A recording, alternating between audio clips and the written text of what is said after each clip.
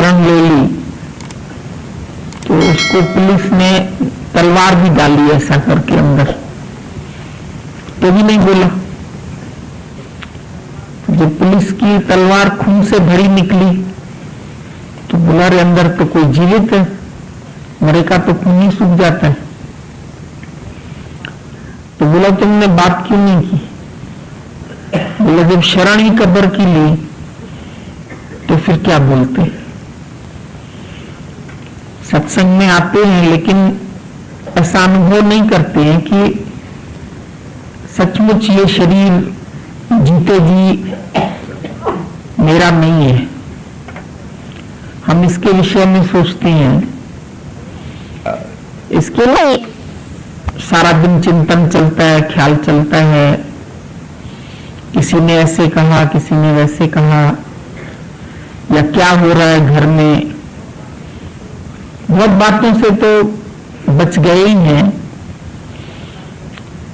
बार बार जब गुरु के वचन याद करते हो तो फिर से अंदर शांत हो जाता है।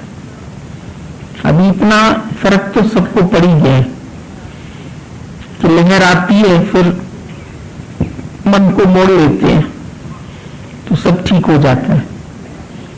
अपने मन का मोड़ना, अपना अभिमान गंवाना, अपने को गुम करना, इसी अभ्यास में सब लगे हुए हैं। ऐसा नहीं है कि नहीं लगे हुए हैं, तभी खुश भी रह सकते हैं।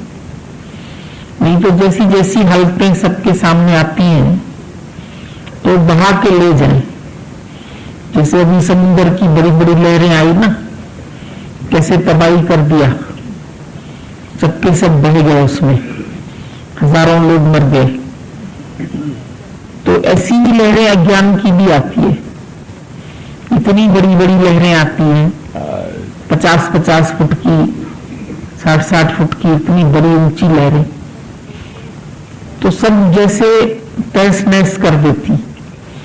पर आज जैसे गुरु के कवच के अंदर बैठे हैं, गुरु के ज्ञान के कारण ये माया की लहरें हमको गिरा नहीं सकती है।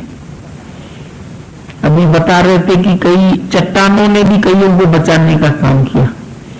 जैसे दो चट्टान के बीच में अटक गए तो ऊपर से बड़ी लहर आ गई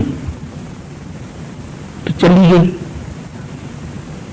चट्टान के बीच में वो फंसा रहा और कईयों को तो बहा के भी ले गई।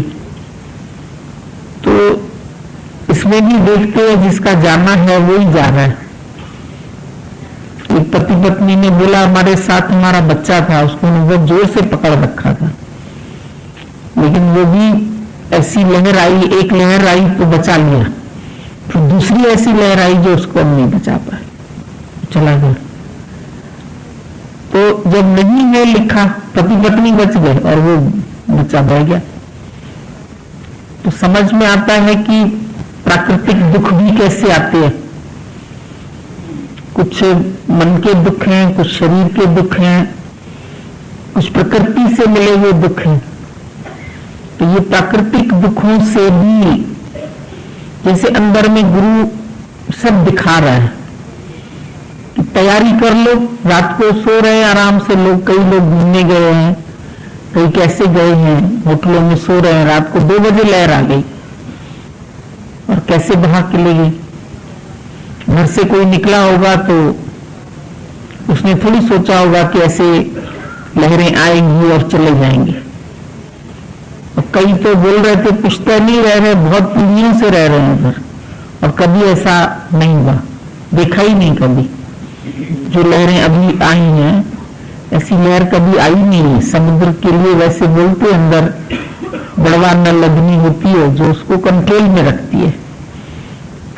तभी बॉम्बे में समुद्र किनारे इतने सारे बिल्डिंगें, इतने सब बने रहते हैं, तो किसी लिमिट तक ही बढ़ता है। ज्वार भाटा में भी चांदनी रात में बढ़ता जरूर है, लेकिन उसकी एक लिमिट होती है और फिर घटता भी है।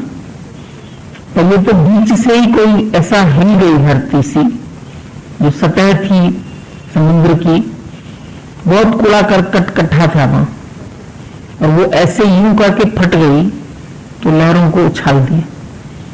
तो ऐसी लहरें कभी, और उसके लिए कोई ऐसी मशीनरी भी नहीं है जो उनको नाप सके कि आने वाला है तूफान या कुछ। वैसे कई तूफान आते हैं समुद्री, तो अनाउंसमेंट होती है कि मछुआरों को मना किया है कि मछली फंसाने नहीं जाना, लेकिन इसका तो पता ही नहीं चला किसी को। तो भगवान को अगर